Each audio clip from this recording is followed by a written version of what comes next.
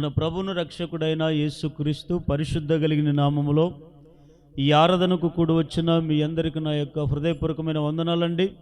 అందరికి వందనాలు. ప్రభు మిమ్మల్ని దీవించునుగాక. గత 14 నెలల నుంచి మీకు ఒకే అంశం మీద చెప్పుకుంటూ వచ్చాను. ఏ వాక్యం చెప్పండి? సంఘం మీద. సంఘం అనే టాపిక్ మీద అనేక రకరకాల కోణాల్లో మీకు చెప్పుకుంటూ వచ్చాను. ఇంకా సంఘం గురించి అక్కడికి పూర్తి కాలేదు. దైవ చిత్తం అయితే ఇంకా కొన్ని చెప్పవలసినవి ఉన్నాయి కనుక అదంతా పూర్తిగా అయిపోయేంత వరకు చెప్తాను.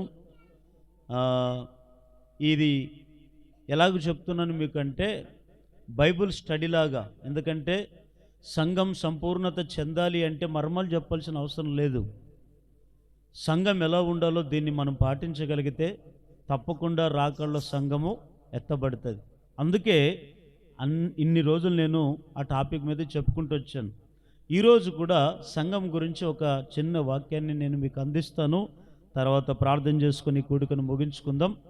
పరిశుద్ధ గ్రంథంలో నుండి సంఖ్యాకాండంలో ఇక్కడ కొద్దిగా మీకు వివరిస్తాను, వినండి. తర్వాత మీరు చదవమన్నప్పుడు చదవండి.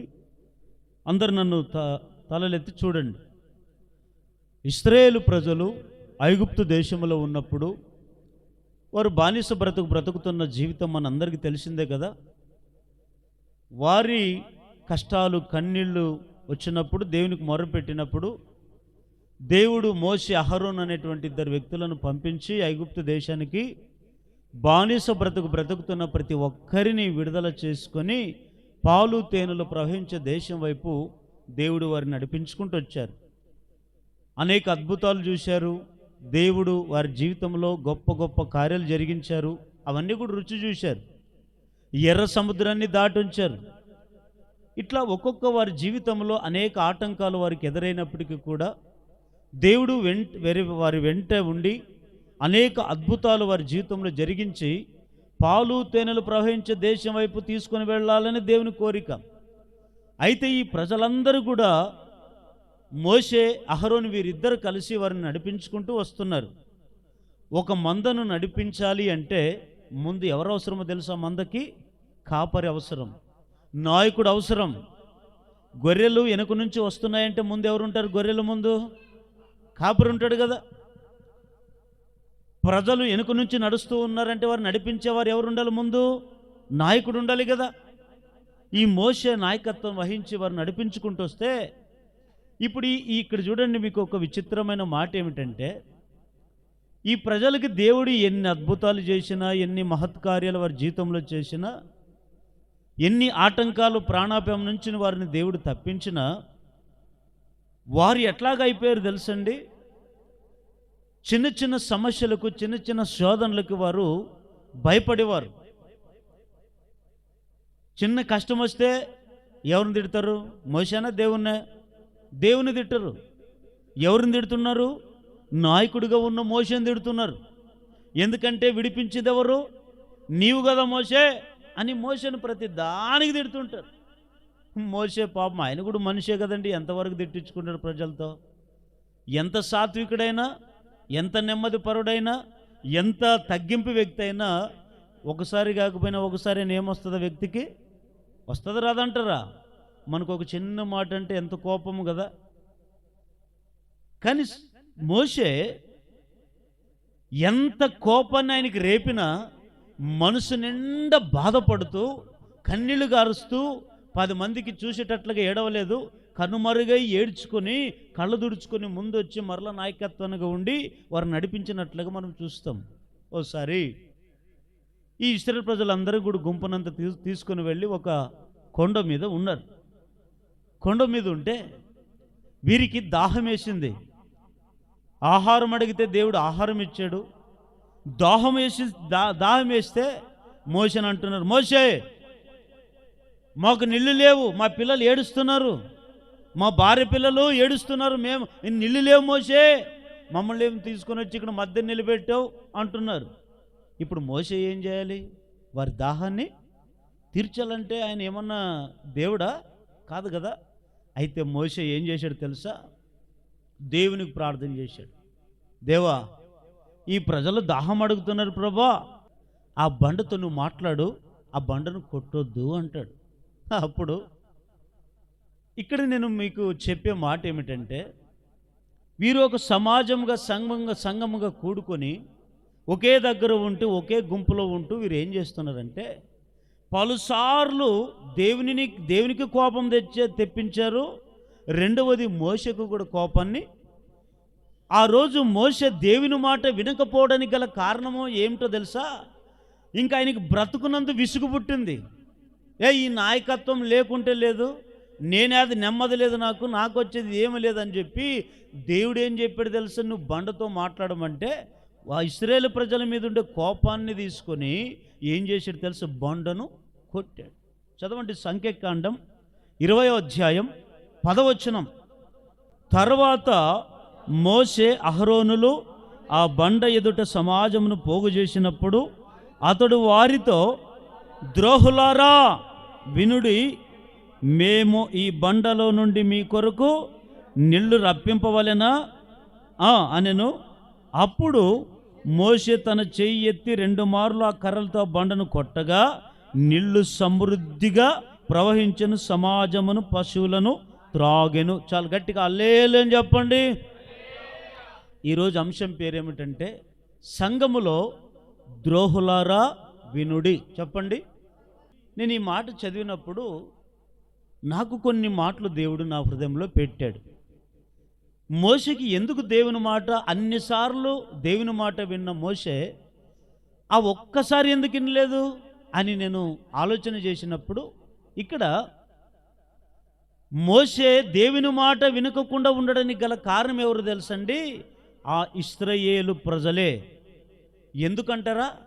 ఇక్కడ ఇశ్రాయేలు ప్రజలు పలుసార్లు ఆ యజమానుడుగా ఉన్నటువంటి నాయకత్వంగా ఉన్నటువంటి ఆ మోషేకి ఎదురు తిరిగారు, కానీ లోబడి స్థితి వారికి.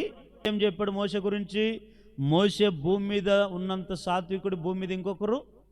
అంటే మోషే అంత సాత్వికం కలిగిన వాడంటే ఎంత నెమ్మది పరుడో తెలుసా, ఎంత ఆయన తగ్గింపు కలిగిన వాడు తెలుసా. అందుకే ఎబ్రిల్ రాసిన పత్రిక మీరు తర్వాత మీరు చదువుకోండి, మోషే నా ఇల్లంతటిలో నమ్మకమైన వాడు అంటాడు. ఇక్కడ ఈ మాట ఎందుకు అన్నాడు? ఇక్కడ ఏమంటాడు తెలుసా? నువ్వు బండతో నువ్వు మాట్లాడమంటే ఏకంగా ఈ మోషే ఏం చేశాడు? బండను కర్ర తీసుకుని కొట్టాడు. కొట్టి ఏమంటాడు తెలుసా?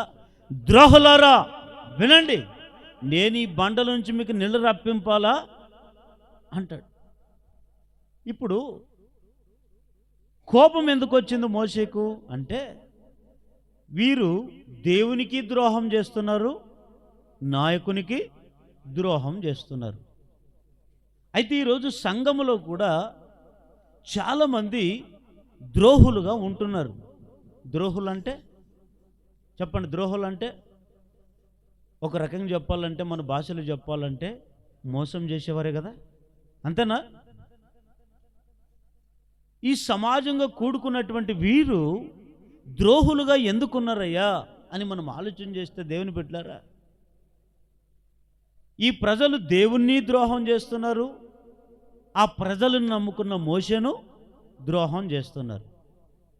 పోనీ మోషే ఏమైనా వారికి ఏమైనా వ్యతిరేకం చేశాడా? వ్యతిరేకంగా బ్రతికాడా? కీడు చేశాడంటే ఏమీ లేదు.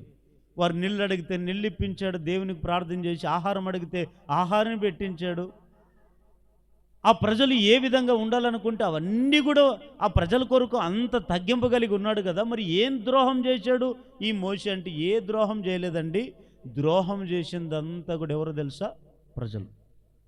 చాలామంది సంఘాల్లో ఈరోజు కూడా ఎట్లున్నారు తెలుసా? ద్రోహం చేసేవారిగా ఉంటున్నారు. 2వ దినవృత్తాంతాల గ్రంథం అక్కడే 29వ అధ్యాయము 6వ వచనం చదవండి ఒకసారి. మన పితరులు ద్రోహులై మన దేవుడైన యెహోవా దృష్టికి చెడు నడతలను నడిచి ఆయనను విడిచిపెట్టి ఆయన నివాసమునకు పెడముఖమును పెట్టుకొని దానిని అలక్ష్యము చేసిరి. చూడండి, మన పితరులంటే ఎవరో? ఇదిగో బైబిల్లో పేర్లు రాయబడ్డాయి చూడండి. ఆది కాండం నుంచి మనం చదువుకోండి, మన పితరులు ఎంతోమంది ఉన్నారు. వీరందరూ కూడా దేవునికి ఏం చేశారు తెలుసండి? ద్రోహం చేశారు, దేవుని విడిచిపెట్టారు.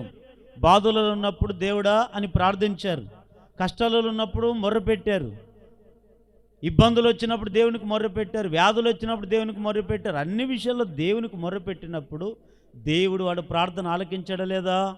ఆలకించాడు. వారి ప్రార్థనకు చెవియొగ్గి వారికి కావలసిన ఆరోగ్యమునిచ్చాడు, వారికి కావలసిన సంపాదన ఇచ్చాడు. అన్ని దేవుడు అన్ని మేలులు చేసినా కూడా ఈ మనుషులు ఎట్లా బ్రతుకుతున్నారో తెలుసా? దేవుణ్ణి విడిచిపెట్టి ద్రోహులుగా మార్చబడ్డారండి, ద్రోహులుగా జీవించారండి. మోషే అంటున్నాడు, ద్రోహులారా వినండి. ఎందుకు వినమంటాడో 66వ కీర్తన 7వ వచనం చదవండి ఒకసారి. తన పరాక్రమం వలన నిత్యము ఏలుచున్నాడు, అన్య జనముల మీద ఆయన తన దృష్టి ఉంచి ఉన్నాడు. ద్రోహులు తమ్మును తాము హెచ్చించుకుంటారంట. చూడండి, కొంతమంది ద్రోహులు ఉంటారు సంఘములో కూడా ద్రోహులు ఉన్నారు లేదా? ఉన్నారు. వీరు ఏం చేస్తారంటే వారికి వారు హెచ్చించుకుంటారంట. ద్రోహం చేసేది కాదు, ఏం చేస్తున్నారు? వారికి వారు హెచ్చించుకుంటారు. ఈ ద్రోహం అనేది ఎవరికి చేయకూడదు తెలుసా? మనము రాసుకోండి లేదా మనసులో గుర్తుపెట్టుకోండి. ఎవరికి మనం ద్రోహం చేయకూడదంటే, ఒకటి దేవునికి మనం ద్రోహం చేయకూడదు, రెండవది సంఘానికి ద్రోహం చేయకూడదు, మూడవది మనములు నడిపించే కాపరికి ద్రోహం చేయకూడదు, నాలుగవది మనము నమ్ముకున్న వారిని ద్రోహము చెప్పండి. ఎవరిని ద్రోహం చేయకూడదు? ఒకటి దేవుణ్ణి, రెండవది సంఘాన్ని, మూడవది మనమును నడిపించి బలపరిచే సంఘ కాపరిని, నాలుగవది మనము నమ్ముకున్న మనుషులను మనము ద్రోహము చేయకూడదు. దేవుని బిడ్డలు ఒక సంఘానికి మనం ద్రోహం చేస్తే, ఓ సేవకునికి మనం ద్రోహం చేస్తే, దేవునికి మనం ద్రోహం చేస్తే ఎవరైనా బాగుపడతారంటారా? ఎవరు బాగుపడలేమండి. మనుషులు ఏదో అవసరాన్ని బట్టి వాడుకొని వదిలేయడం కాదు దేవుణ్ణి. దేవుడు ఎవరిని దృష్టిలో ఉంచుకుంటాడంటే, ఎవరైతే సంఘములో ద్రోహులుగా ఉంటున్నారో వారిని దేవుడు జ్ఞాపకం ఉంచుకుంటాడంట. ఇర్మియా గ్రంథం 2వ అధ్యాయం 19వ వచనాన్ని ఒకసారి మీరు చదవండి. దేవుడైన యెహోవాను విసర్జించుటయు, నీకు నా ఎడల భయభక్తులు లేకుండాటయు, బాధకును శ్రమకును కారణం నగునని నీవు తెలుసుకొని గ్రహించినట్లు నీ చెడుతనము నిన్ను శిక్షించును, నీవు చేసిన ద్రోహము నిన్ను గద్దించును. ప్రభు సైన్యములకు అధిపతియగు యెహోవా. చూడండి, ఈరోజు కొంతమందికి ఎందుకు శ్రమలు, ఎందుకు బాధలు, ఎందుకు అవమానాలు మీకు కలుగుతున్నాయి, ఎందుకు రోగాలు వస్తున్నాయంటే నీవు చేయవలసిన కాడ చేసిన ద్రోహాన్ని బట్టి నీకు బాధలు వస్తున్నాయి. నువ్వు చేసే ద్రోహాన్ని బట్టి నీకు శ్రమలు వస్తున్నాయి. నీకు చేసే ద్రోహాన్ని బట్టి నీకు అనేక రకాల శోధనలను పడిపోతున్నావు. అందుకే ఈరోజు శోధనలు శ్రమలు ఊరికి రావండి. మనిషికి ఎందుకు వస్తాయంటే, మనం ఏ విషయంలోనైనా ఒకవేళ దేవునికి కొన్నిసార్లు ద్రోహం చేసిన వారిగా ఉండొచ్చు, లేదా సంఘానికి కొన్ని విషయాల్లో ద్రోహం చేసినట్టు వారిగా ఉండొచ్చు, లేదా సేవకునికి ఏదైనా ద్రోహం చేసిన వారిగా ఉండొచ్చు, లేదా నమ్ముకున్న వారికి ఏదైనా ద్రోహం చేసిన వారిగా ఉండొచ్చేమో. అందుకే దేవుడు అంటున్నాడు, ఎవరైతే ద్రోహం చేసేవారిగా ఉంటారో సంఘంలో వారు ఏం తెచ్చుకుంటారో తెలుసా? బాధలు, శ్రమలు, అనేక రకరకాల ఇబ్బందులు కొలుములో పడిపోయే పరిస్థితి వస్తుందండి. దేవుని బిడ్డలారా వినండి, మనం సంఘములో ద్రోహం చేసేవారిగా ఉండకూడదు. ఎలా ఉండాలో తెలుసా? మనము ఎలా ఉండాలంటే నమ్మకస్తుల వలె మనం ముందుముగాక. గట్టిగా ఉండాలి. సంఘములు అంటే నమ్మకస్తులు. మనం ఎలా ఉండాలి? సంఘములు అంటే ప్రార్థన పరులు. సంఘానికైనా, దేవునికైనా, సేవకునికైనా, నమ్ముకున్న వారికైనా నమ్మకస్తుల వలె మనం సంఘములో ఉండాలి. మనం నమ్ముకున్న చోట ద్రోహం చేసే అలవాటు మనకు ఉండకూడదండి. మనం క్రైస్తవులం కదా, దేవుని నమ్ముకున్న వాళ్ళు. ఒకవేళ మనము ఇతరులకు ద్రోహం చేస్తే వాళ్ళు మనములు మర్చిపోయిండొచ్చు, కానీ మనం ఎవరికైతే ద్రోహం చేస్తామో ద్రోహం చేసిన వారిని దేవుడు మర్చిపోడండి. అది నిత్యము ఆయన జ్ఞాపకాల్లో ఉండి ఆయన దృష్టిలో ఉంచుకొని ఏం చేస్తాడంటే, తగిన రోజు మన పట్ల ఏం తీర్చుకుంటాడండి? ప్రతిఫలాన్ని.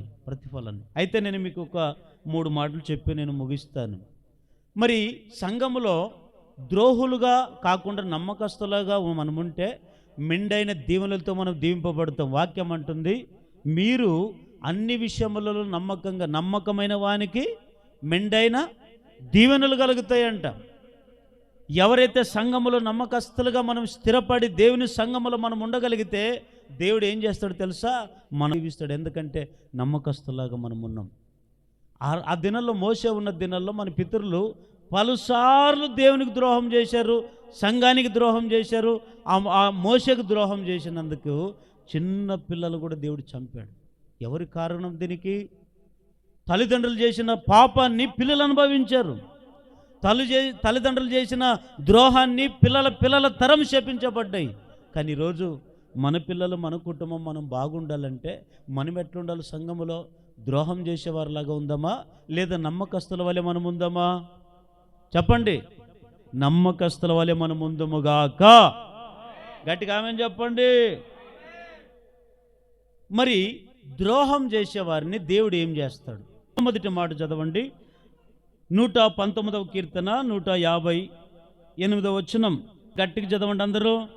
ద్రోహులను చూచి నేను అసహించుకొంటిని, నీవిచ్చిన మాటను వారు లక్ష్య పెట్టరు. హల్లెలూయా చెప్పండి, గట్టిగా హల్లెలూయా చెప్పండి. ద్రోహం చేసే వారిని దేవుడు ఏం చేస్తాడంటే మొట్టమొదటిగా అసహించుకుంటాడంట. అసహించుకోవడం అంటే, మీరు ఎప్పుడైనా ఎవరినైనా అసహించుకున్నారు లేదా? ఎట్లా అంటే, మన పిల్లలు కొన్నిసార్లు ఏదైనా చిన్న తప్పు చేసిన వానికి ఎన్ని మాటలు చెప్పినా, ఎన్నిసార్లు బుద్ధి చేసినా, నీలాంటోడు నా కడుపులో పుట్టి నేనే తప్పు చేసుకున్నాను అంటాం లేదా? అయితే కొన్నిసార్లు అసహించుకుంటాడంట దేవుడు. సంఘములో ద్రోహుల వలె మనం కనబడితే దేవుడు మనం చేసే ప్రార్థన వినడు. మనం పాడే పాట దేవునికి మహిమకరంగా ఉండదు. మనం దేవుని సంఘానికి వచ్చినా దేవునికి మహిమకరంగా మనం ఉండలేము. ఎందుకో తెలుసండి? దేవునికి మనం ఏం చేస్తున్నామో ద్రోహం చేస్తూ ఉన్నామంట. అందుకనే ద్రోహం చేసేవారిని దేవుడు అసహించుకుంటాడు.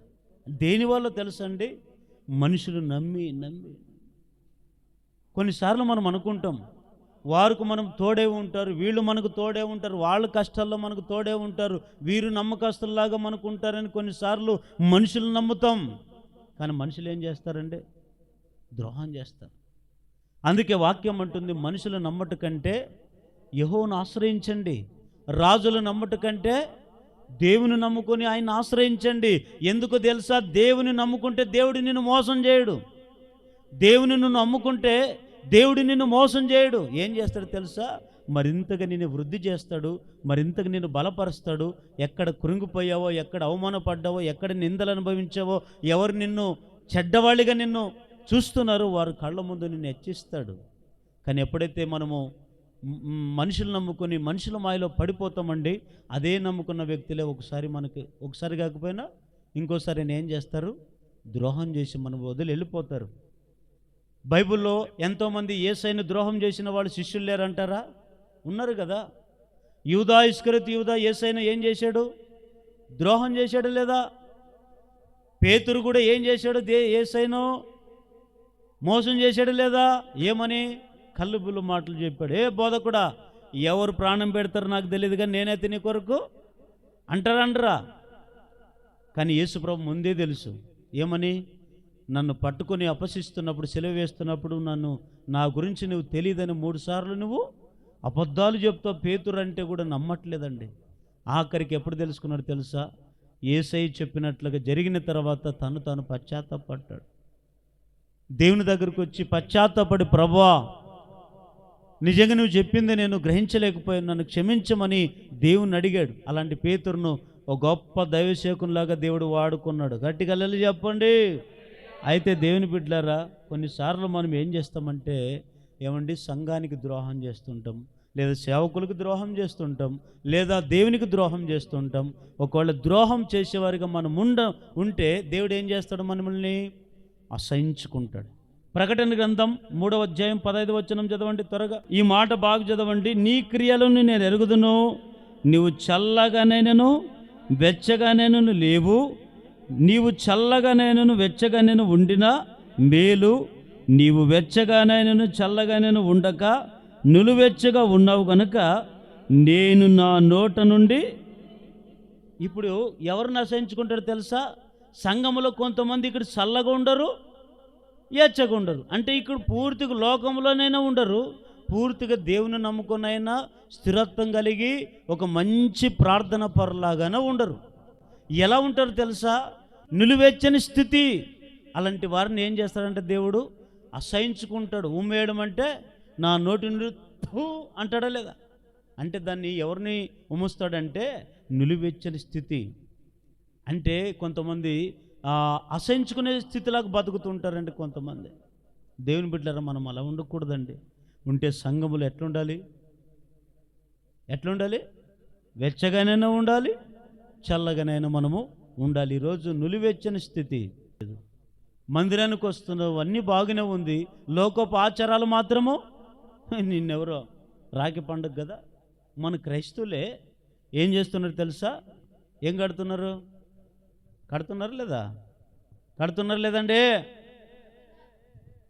మరి మీరు అనొచ్చు, అన్నా మరి మన క్రైస్తవులు కదన్నా, మరి రాఖీ కట్టొచ్చా కట్టకూడదన్నా అని మీరు అడిగారు అనుకోండి, నేనేం చెప్పాలి అప్పుడు? నీకు కట్టండి అంటే అప్పుడు నేను మంచోడవుతాను కదా మీకు.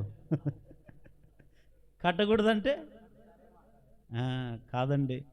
ఒకవేళ ఈరోజు మీకు నేను చెప్పే మాట మీ హృదయానికి బాధ చెందొచ్చు, కానీ నేను చెప్పకపోతే ఇంకెవరు చెప్తారు?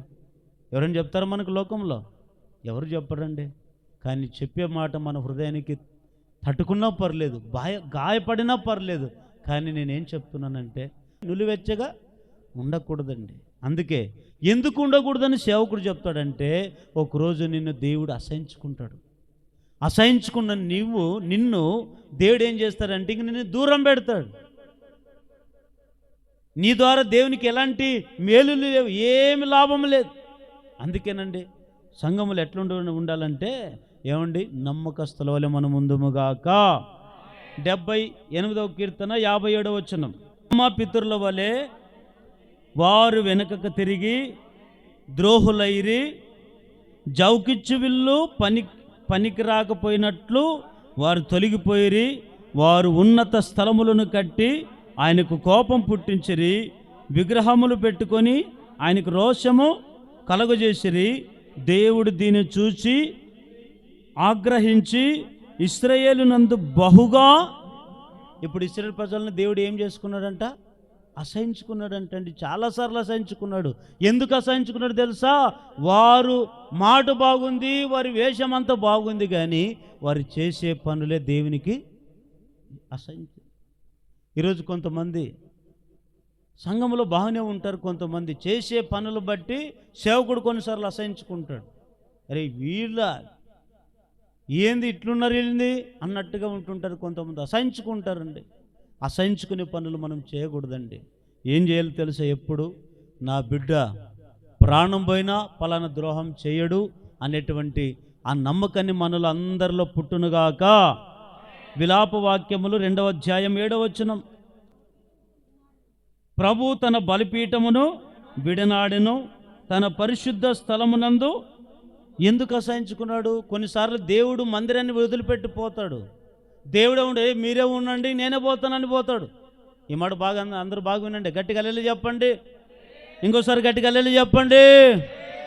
దేవుడే కొన్నిసార్లు సంఘాన్ని వదిలిపెట్టి పోతాడు. ఎందుకో తెలుసా?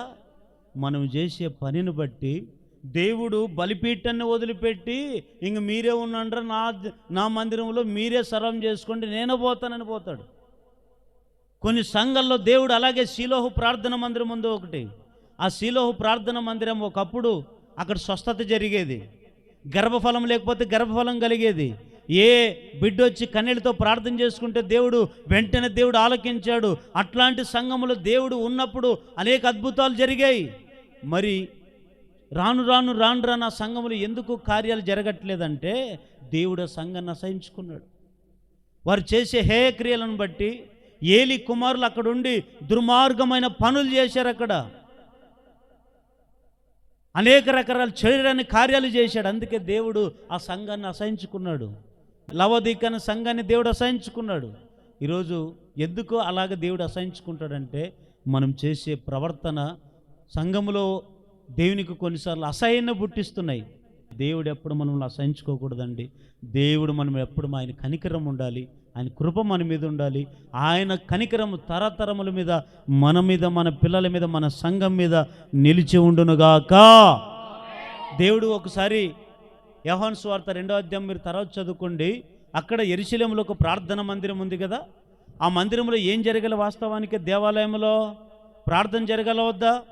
వాక్యం వినిపింపబడాల వద్దా?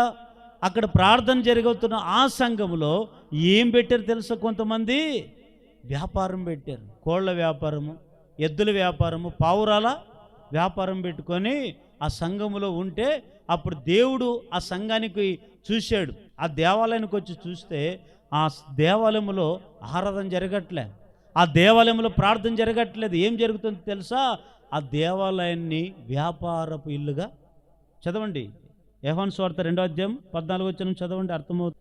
దేవాలయములో ఎడ్లను, గొర్రెలను, పావురములను అమ్మువారును, రూకలు మార్చువారును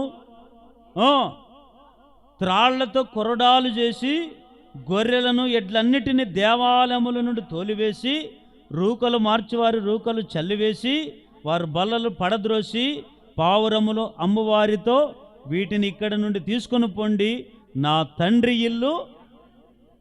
ఏం చేశారండి? ఇప్పుడు అందరూ నన్ను చూడండి, ఏం చేశారు ఆ సంఘాన్ని?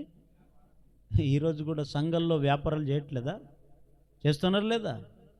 కొన్ని సంఘాల్లో గొడవలు, కొన్ని సంఘాల్లో అధికార దాపత్యాలు, కొన్ని సంఘాల్లో నాకు అధికారం లేదు, నాకు అధికారం. నిజంగా చూడండి, ఒక వ్యాపారం ఎక్కడ చేయాలి? దేవాలయంలోనా? బయట మార్కెట్లోని వ్యాపారం చేయాలి. మార్కెట్లో నువ్వు ఏమైనా చేసుకో, కానీ దేవాలయంలో వ్యాపారం ఏందండి? ఇలాంటి పనులు చేసినప్పుడు దేవునికి ఏమొస్తుంది? కనికరం వస్తుందా? కోపం వస్తుందా? మరి కోపం వస్తే మనం ఉంటామా? దేవుని ఇల్లు కదా అది. దేవుని ఇల్లు ఎంత శుభ్రంగా పెట్టుకోవాలి, సంఘాన్ని దేవుని ఇల్లు ఎంత మనము అసహించుకోకుండా పెట్టుకోవాలి. కానీ కొంతమందికి దేవాలయంకు విలువ తెలియదండి, తెలియదు. కానీ ఈ రోజుల్లో సంఘాల్లో ఎందుకు ఆత్మీయత లేకపోవడానికి గల కారణం ఏమిటంటే, ఏం అధికారం వస్తుందని ఆలోచన చేస్తున్నారు. కానీ సంఘానికి వెళితే నేను ఎంత బాగుపడాలి, నా కుటుంబం ఎంత బాగుపడాలనే ఆలోచన చేసే మనుషుడు కర్రవైపోతున్నాడు.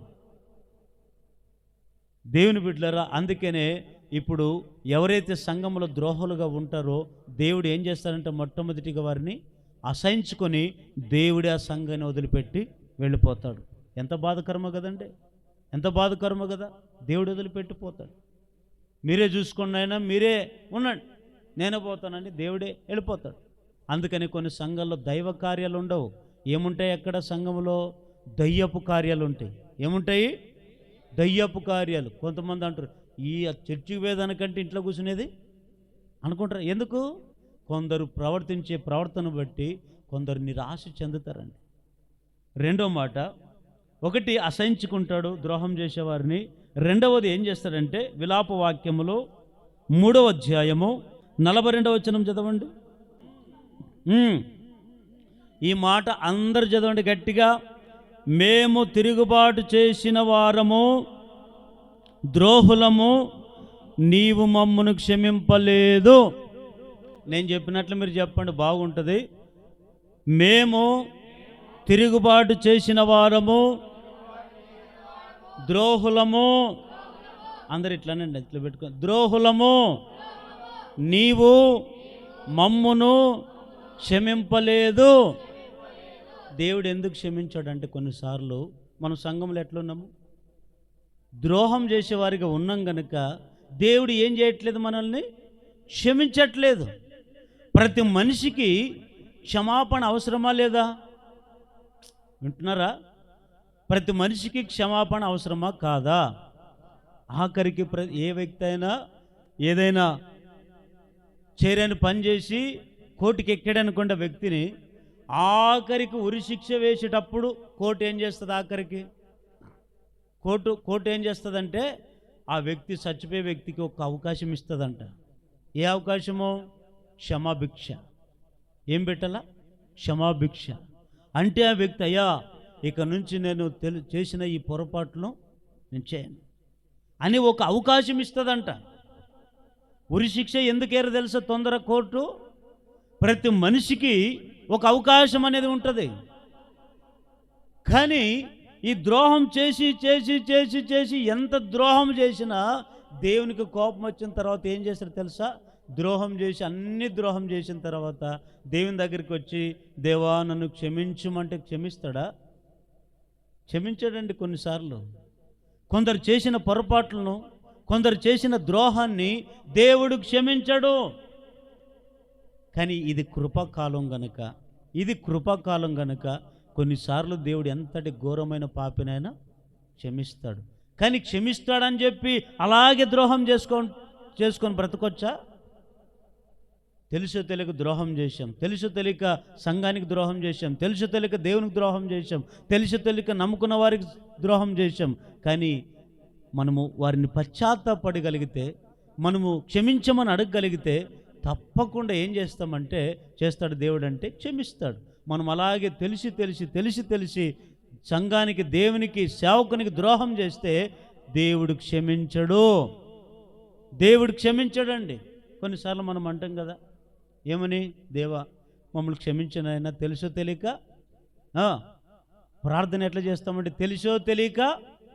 అరే చెప్పండి, నోళ్ళు తెరిచి. తెలుసో తెలియక ఏమంటాము? క్షమించు ప్రభువా తెలుసో తెలియక అంటే ఇక్కడ నేను ఆ మాట విన్నప్పుడల్లా నాకు భలే నవ్వొస్తుంటుంది. తెలుసో అంటే ఇప్పుడు దాంట్లో తెలిసి ఉంది, అది ఎట్లదండి? ఇప్పుడు తెలిసే కదా చేసి ఉంటావు, తెలియకేమి? ఇప్పుడు బీడి సిగరెట్ తాగుతాడు, దాని మీద ఏముంటుంది? బ్రాంతి మీద, సిగరెట్ మీద ఏం రాసి ఉంటారు? మద్యపానము, పొగ ఆరోగ్యానికి బాగా అంటారా, హానికరం అంటాను రాయబడి ఉంటుందా కదా? కొనుక్కునేటప్పుడు ప్యాక్ చూసే చదవచ్చే వ్యక్తి అయితే చదువుతాడు. మరి దాని మీద ఒక బొమ్మ వేసి ఉంటారు, ఏమని? ఇదంతా చెడిపోయి లోపలంతా క్యాన్సర్ వచ్చినట్లు పుండేసి ఉంటారు లేదా? ఏనా వేసి ఉంటారు లేదా? బీడీలు దాకా వాళ్ళు ఎవరన్నారా? ఉంటే అల్లెళ్ళి చెప్పండి. లేరులేండి. సరే, మంచిది. ఇదంతా ఈ భాగం అంతా కానీ లోపలంతా క్యాన్సర్ వేసి ఉంటుంది, క్యాన్సర్ పుండే. దాన్ని చూసి కూడా అప్పుడు అంతా తాగి ఆఖరికి ఆదివారం వచ్చి తెలుసో తెలియక సిగరెట్ తాగాని ప్రభు అంటే బాగుంటుందా? వినండి, బాగుంటుంది అంటారా? తెలిసే చదివే నువ్వు చేసావు, మళ్ళీ ఎప్పుడు నాకు క్షమించమంటే? చూడండి, కొన్నిసార్లు కొంతమంది అవివేకంగా ఉంటారు. దేవుని బిడ్డలారా, ఏదైనా మనం చేసే ఈ ద్రోహము, తెలిసి చేసిన ద్రోహాన్ని దేవుడు క్షమించడు. తెలియక ఏదైనా పొరపాట్లు చేస్తే, తెలియక ఏదైనా ద్రోహం చేస్తే, తెలియక మనం ఏదైనా తప్పు చేస్తే దేవుడు అప్పుడు మనం దేవుని క్షమించమని అడిగితే దేవుడు ఏం చేస్తాడు? క్షమిస్తాడు. తెలిసి కూడా మనం తప్పు చేస్తే ఆ ద్రోహాన్ని దేవుడు క్షమించడు. ద్వితీయోపదేశకాండం 29వ అధ్యాయం 18వ వచనం. ఆ జనముల దేవతలను పూజించుటకు మన దేవుడైన యెహోవా యొద్ద నుండి తొలగి హృదయము గల పురుషుడే గాని, స్త్రీయే గాని, కుటుంబమే గాని, గోత్రమే గాని నేడు మీలో ఉండకుండునట్లును, మరణకరమైన దుష్కార్యమునకు అట్టి మూలమైనది మీలో ఉండకుండునట్లును నేడు ఈ నిబంధనను మీతో చేయుచున్నాను. అట్టి పనులు చేయువాడు ఈ శాపవాక్యములన్నీ వినినప్పుడు మద్యము చేత నేను నా హృదయం కాఠిన్యము నడుచుచుండిన నాకు క్షేమము కలుగునని నేను ఆశీర్వాదము నొందెనని అనుకొనును. ఇక్కడ చూడండి, కొన్నిసార్లు ఎవరైనా ఏం చేస్తాడంటే, అక్కడ కింద ఇంకొక మాట ఉంటుంది, చదవండి. ఇంకొక మాట ఉంటుంది. ఇప్పుడు 20వ వచనం చదవండి. అయితే యెహోవా వానిని ఎవరిని క్షమింపనోళ్ళుడు అంటే, ఎవరైతే దేవుని కార్యాలు రుచి చూసి, ఎవరైతే దేవుని మందిరాన్ని సంఘంలో రుచి చూసి, ఎవరైతే దేవుని దృష్టికి మంచిగా బ్రతికి ద్రోహులుగా మార్చబడతారో అలాంటి వారిని ఏం చేస్తాడంట? క్షమించడు. వారి తప్పులన్నీ దేవుడు క్షమించడు. చూడండి, కొంతమంది ఎందుకు శాపం ఆ వ్యక్తులకి అంటే, ఎందుకు ఆ బాధలు ఆ వ్యక్తికి అంటే, క్షమించరాని పొరపాటులు, క్షమించరాని ద్రోహాల వల్ల దేవుడు కూడా ఆ వ్యక్తిని క్షమించలేడంటే కొన్నిసార్లు. దేవుని బిడ్డ ఈ రోజు కూడా చాలామంది జీవితాల్లో క్షమాపణ లేదండి. ఎంత క్షమించమని దేవుణ్ణి అడిగినా అర్హతను కోల్పోయారు. మార్గం నుంచి తప్పిపోయాం లేదా? తప్పి దేవా నన్ను క్షమించు అంటే దేవుడు క్షమిస్తాడా? క్షమించాడండి. కొన్నిసార్లు దేవునితో తీర్మానం చేసుకుంటాం. ఏమని తీర్మానం చేసుకుంటాం? దేవా ఇక్కడి నుంచి నీ సంఘాన్ని వదిలిపెట్టామయ్యా, ఇక నుంచి క్రమంగా మందిరానికి వస్తామని కొన్నిసార్లు తీర్మానం చేసుకుంటాం. ఇంకా కొన్నిసార్లు దేవా నేను నోరు పొరపాటున జారానయ్యా, పలాంది నీ మందిరానికి చేయించాలనుకున్నాను, పలాంది నీకు ఇయ్యాలనుకున్నాను, పలాంది ఇది చేయాలనుకున్నాను, అని కొన్నిసార్లు అనుకుంటాం. అనుకున్నప్పుడు ఏం చేస్తాం? వాటిని తీర్మానం చేసుకునే వరకే ఉంటాం, కానీ దాన్ని మరలా తిరిగి పాటించలేం, తిరిగి దాన్ని కొనసాగించలేనప్పుడు ఏం చేస్తాం? మరలా వచ్చి అనేక సార్లు మందిరానికి వచ్చిన గుర్తు చేసుకుంటావు, తీర్మానం చేసుకుంటావు, మరలా దేవుని కార్యం మర్చిపోతావు. అలాంటప్పుడు దేవుడు ఏం చేస్తాడు? మరలా చేసేదానికి దేవుడు ఏం చేస్తాడంటే క్షమించాడంట. ఏం చేయడు? క్షమించడు. మరి ఏం చేస్తాడు? చివరి మాట చూసుకొని ముగించుకుందాం. ఒకటి, ద్రోహం చేసేవారిని దేవుడు ఏం చేస్తాడు? అసహించుకుంటాడు. రెండవది, వారు చేసిన అపరాధములను, ద్రోహాన్ని దేవుడు క్షమించడు. మూడవది ఏం చేస్తాడంటే 2వ రాజుల గ్రంథము 5వ అధ్యాయము 20 వచనాన్ని మీరు చదవండి, నేను చదవమన్నప్పుడు. ఇక్కడ నయమానుకు కుష్ఠరోగం వచ్చినప్పుడు ఎవరి దగ్గరకు వచ్చాడు? నయమానుకు కుష్ఠరోగం వచ్చినప్పుడు ఎవరి దగ్గరకు వచ్చాడంటే ఎలీషా అని ప్రవక్త దగ్గరికి వచ్చాడా లేదా? సేవకుని దగ్గరికి వచ్చాడు. వచ్చినప్పుడు యొర్దాను నదిలో 7 సార్లు నువ్వు స్నానం చేయి, నీవు బాగుపడతా, నీ కుష్ఠరోగం బాగవుతుందని చెప్పాడు.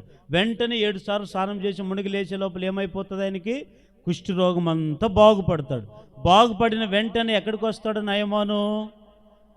ఎలీషా ప్రవక్త దగ్గరికి వస్తాడు. మరలా వచ్చి ఆ సేవకుని దగ్గరికి ఎట్లా వస్తాడంటే ఇంత వెండి కానుక తీసుకొని వచ్చి, అయ్యా నువ్వు చెప్పినట్లుగా యొర్దాను నదిలో 7 సార్లు నేను మునిగి స్నానం చేశానయ్యా, ఇదిగో దేవుడు నన్ను బాగు చేశాడు, ఆ దేవుడే నిజమైన దేవుడని గణపరిచి ఇదిగో కానుక తీసుకోమని ఇస్తాడు. కానుక తీసుకోమని ఇస్తే అప్పుడు ఈయనేమంటాడు? నాకు కానుక వద్దు, నువ్వు దేవుడి వల్ల దేవుని దయ వల్ల నువ్వు బాగుపడ్డావు, రోగం నీకు బాగైంది, దేవునికి మహిమ వస్తే చాలు, నాకు ఈ కానుకే వద్దంటాడు. అయినా బలవంతం చేస్తాడు. బలవంతం చేసినా కూడా తీసుకోకపోతే సర్లే అని చెప్పి ఈయన తిరిగి ఇంటికి వెళదామని రథం ఎక్కిపోతున్నాడు. ఈ ఎలీషా పక్కన ఎప్పుడు ఒక ఆయన తోడు ఉంటాడు. ఎవరు తెలుసు ఆయన? చెప్పండి, ఏం పేరు? గెహాజీ. ఏం పేరు? గెహాజీ. ఈ గెహాజీ ఎప్పుడు ఆయన దగ్గరే ఉంటాడు, ఆయన పక్కనే ఉంటాడు. ఆయన ఎక్కడికి వెళ్తే అక్కడికి వెళ్తాడు, ఆయన ఎక్కడ తింటే అక్కడే ఉంటాడు, ఎక్కడ పండుకుంటే అక్కడే ఉంటాడు, ఒక చిన్న ఒక తోడుగా ఉంటాడు. ఆ గెహాజీ ఏం చేశాడు? ఈ నయమాను ఎలీషా ఇద్దరు మాట్లాడుకుంటున్న మాటలు విని ఈయనేమి కానుక ఇంత ఇస్తానంటే వద్దంటున్నాడు, ఇంత ఇస్తానంటే వద్దంటున్నాడే, ఈయనకేం బుద్ధి ఉందా అనుకున్నాడే మనసులో. సర్లే అని చెప్పి ఏం చేశాడు తెలుసా? ఈ వ్యక్తికి చెప్పాలి కదా, ఏమని? అయ్యా నీకెట్లా, నీకొద్దు, నాకు భార్య పిల్లలు ఉన్నారు, నేను పేదవాడిని, నాకు డబ్బు లేదు, ఆస్తి లేదు, నాకైనా ఆ సొమ్ము తీసుకుని ఆ కానుక తీసుకుని నాకి అడిగింటే ఇచ్చేవాడేమో ఎలీషా. కానీ ఈ వ్యక్తికి చెప్పుకోకుండా, ఈ ఎలీషాని దైవసేవకునికి చెప్పుకోకుండా ఏమండి నయమాన్ని ఎదుర్కొని పోతాడు. పోయి అప్పుడు రథం మీద వెళుతున్న నయమాన్ని పిలుస్తాడు.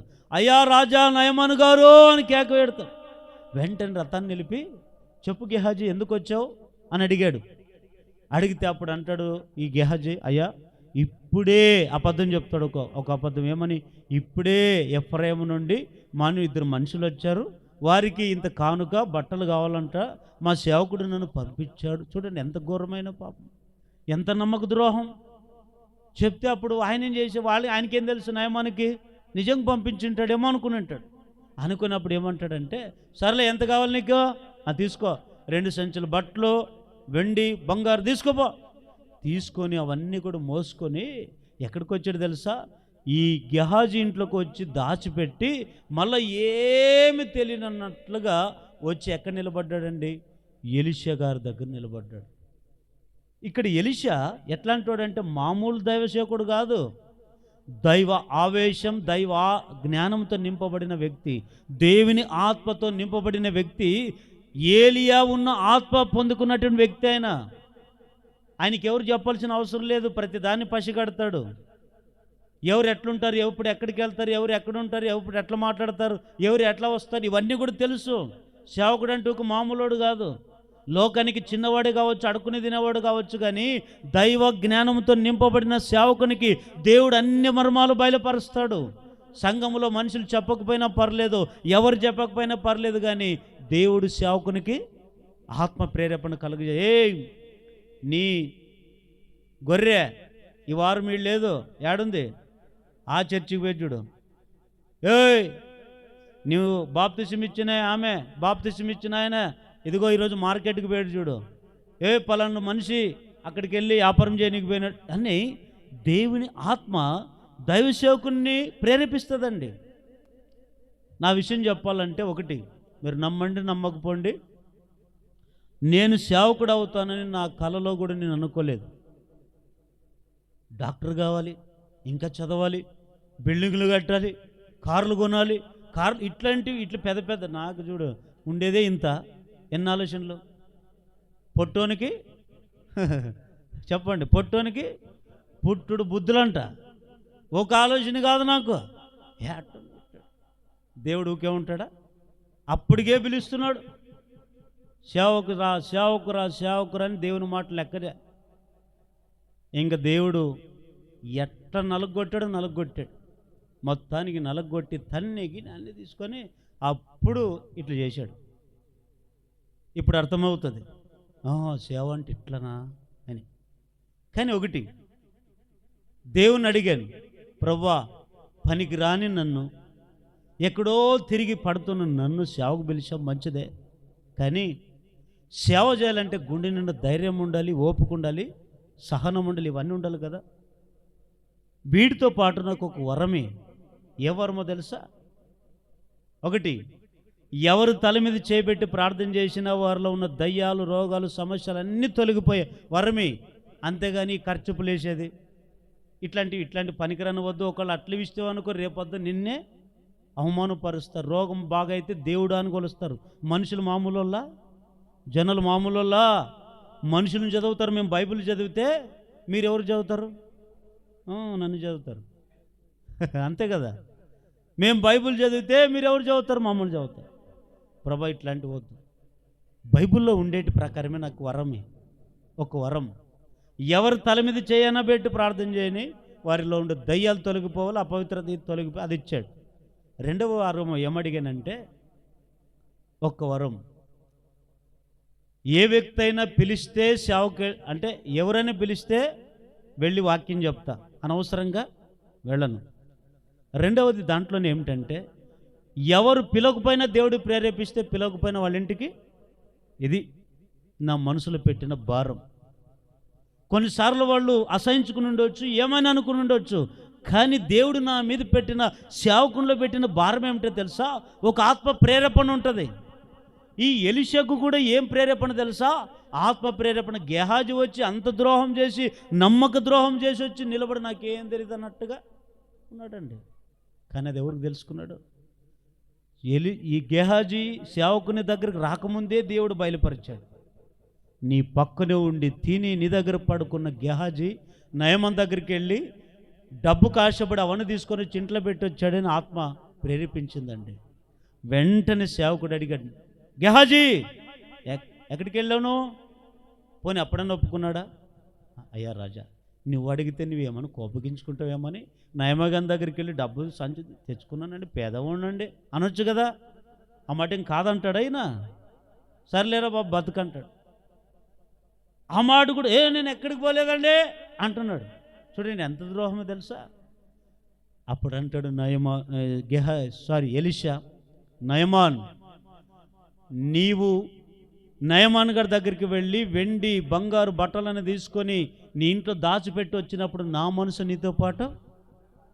ఈరోజు మీరు అనుకోవచ్చు, మేము చేసేది ఎవరు చూడరేమో, మేము చేసేది దేవునికి తెలియదు, మేము చేసేది సేవకునికి తెలియదు, మేము చేసేది సంఘ అనుకోవచ్చు. కానీ ఏ వ్యక్తి వెళుతాడు మీ వెంట ఎవరు వస్తుంది తెలుసా? సేవకుని అభిషేకం మనసు మీ మీదకి వస్తుంది. ఆ మనసు చెబుతుంది, ఇదిగో పలానా వ్యక్తి ఇట్లా, పలానా ప్రేరేపణ కలిగినప్పుడు అడుగుతుంటాం, అంతే కదా. నా బిడ్డ నువ్వు ఎట్లుండాలి, మహిమ సంఘానికి వచ్చే నువ్వు ఎట్లుండాలి, 10 మంది నడుచుకునేటట్లు ఉండాలన్న కోరిక. మనం ఎంతసేపు ఉన్న ప్రత్యేకింపబడాలి. గట్టిగా హల్లెలూయా చెప్పండి. ఇది కాదు మన సంఘం, ఒక ప్రత్యేకమైన సంఘం ఇది. గట్టిగా హల్లెలూయా చెప్పండి. ప్రత్యేకమైన సంఘం. మనములు చూసి ఇతరులు నేర్చుకోవాలి, కానీ వాళ్ళని చూసి మనము ఇది కాదు అలవాటు మంది. నేను అంటాను, సేవకునికి మరుగు చేయకుండా ఏమి చేయలేం. నీవు ఏం చేస్తావో ఎలా చేస్తావో చెప్పకపోయినా దేవుడు ఆ వ్యక్తికి బయలుపరుస్తాడు. ఈ ఎలీషాకు కూడా అలాగ బయలుపరిచాడు. ఈ గెహజీ చరిత్ర అడుగుతున్నాడు. ఎంత అడుగుతున్నా ఏమండి ఈయన ఒప్పుకోవట్లేదు. నా మనసు నీతో పాటు రాలేదా అంటే అప్పుడు అవునయ్యా. అప్పుడు ఏం చేశాడు తెలుసా? నయమానుకు కలిగిన కుష్టు నీకును. అయితే ఇప్పుడు శిక్ష ఏమొచ్చింది ఆ కుటుంబానికి? శిక్ష. ఎవరైతే సంఘంలో ద్రోహులుగా ఉంటారో దేవుడు ఏం చేస్తాడు తెలుసా? వారికి శిక్ష విధిస్తాడు. ఏం శిక్ష? ఆ శిక్షను చాలామంది భరిస్తున్నారు సంఘాల్లో. ద్రోహులుగా ఉండి దేవునికి ద్రోహం చేసి, సేవకునికి ద్రోహం చేసి, సంఘానికి ద్రోహం చేసి, ద్రోహులుగా మారి ఆఖరికి శిక్షలు అనుభవించే వాళ్ళు ఉన్నారు. అలాంటి శిక్ష నుంచి తప్పించుకోవడానికి కొరకే మనము నమ్మకమైన వారిగా ఉండాలని దేవుడు చెప్తున్నాడు. ద్రోహులుగా ఉంటే మూడవదిగా దేవుడు మన మీద శిక్ష వేస్తాడు. ఆ శిక్ష ఏ రూపంలో వస్తుందో మనకి తెలియదండి.